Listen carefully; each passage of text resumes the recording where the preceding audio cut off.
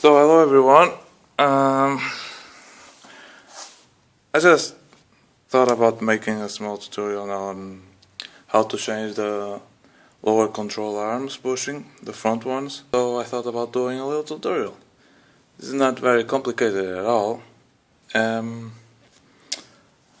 yeah, you don't need that many tools because you only need to screw this one, the front. When I'm gonna say yes, the front sway bar, it's one bolt, and the tension rod. It's basically, and you can see, I think you can. Yes, two bolts. This, and this one. This is a 14 and this is a 17 wrench. And you don't really need to screw this one for the whole, I don't know, you call this basically the whole thing that holds these pieces together. I don't know the name in English, so I'm sorry. Basically it's this screw over here that holds this whole piece. So you don't really need to unscrew this because I don't know why, but my bushes are so worn that they come out very easily without even having to burn them, which in some cases you have to burn them to take them off. So I don't know, maybe my bushings are very worn and they come off very easily, but in some cases you have to burn them off. So I'm going to unscrew some things and I'll get back to you in a minute. So 5 minutes in and this bolt is completely seized and I cannot get it out. This is the bolt of the tension rod. So as it seems, I'm gonna have to take this screw out in order to loosen up this, so I can take this one out and still move the arm freely enough so I can change the bushings. This wasn't what I had in mind because the other side come off really easily. It did come out really easily, but this one, I don't know why it's completely seized. This one is out. This is the sway bar one. It did come out very easily. This one comes out very easily, and this one is seized. So when I get this one out, it's basically just one screw in this side. I go back to you. Hopefully I don't have this problem. So I managed to take out this screw and the tension rod bar. It wasn't that hard. And to take off the screw hold the arm in place. So as you can see, my bushes are so worn that they come out really easily by hand, which in some cases they don't come out at all. It's kind of hard doing this with just one hand, so give me just a minute.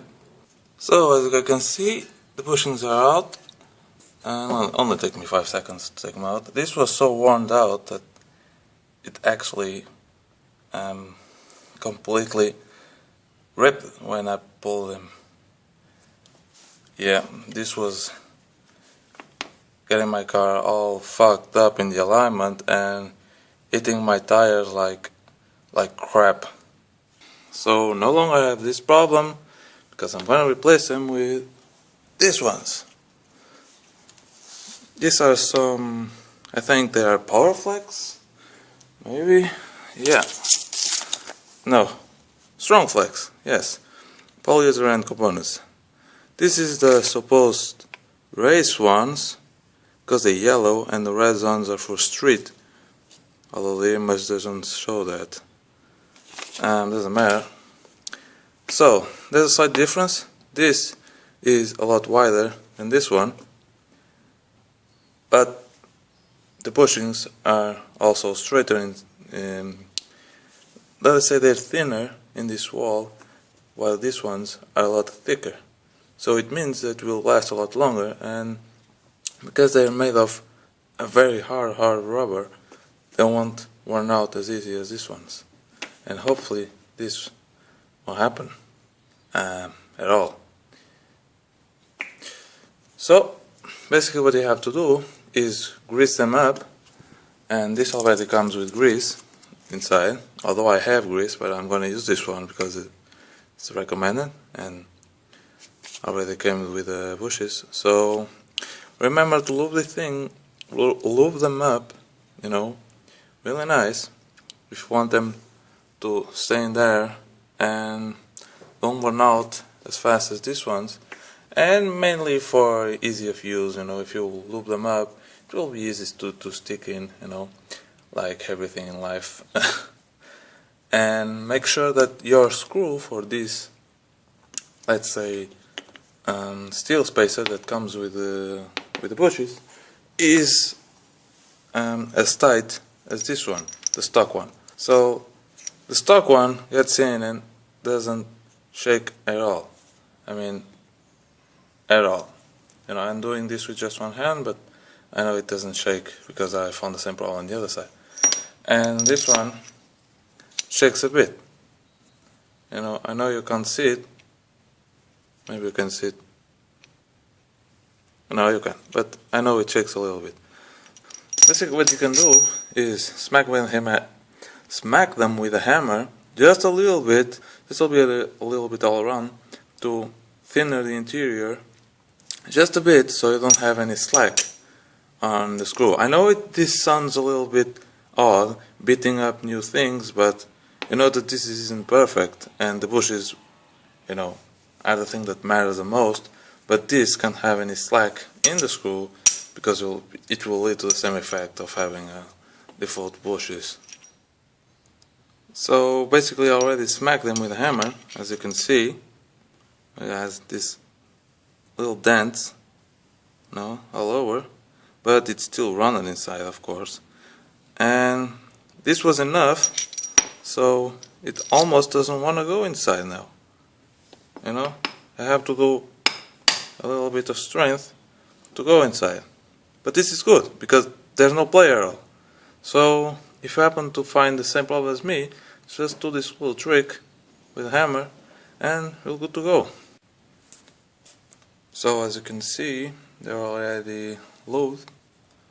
I recommend lubing both sides, the interior and the exterior, because they will have contact with steel, so it's good to lubricate them all around. And this one, basically the same thing. I already lubricate this steel piece, so I don't really need to lubricate the inside, although I can. And you can lube it for extra lube, but it's not really needed. I already lube this, and don't forget to lube the arm itself, you know, in both sides, because you know, extra lube is never enough. And in here, don't forget to clean these pieces too. I know this sounds dirty, but this is just remains of rubber that I cannot take out.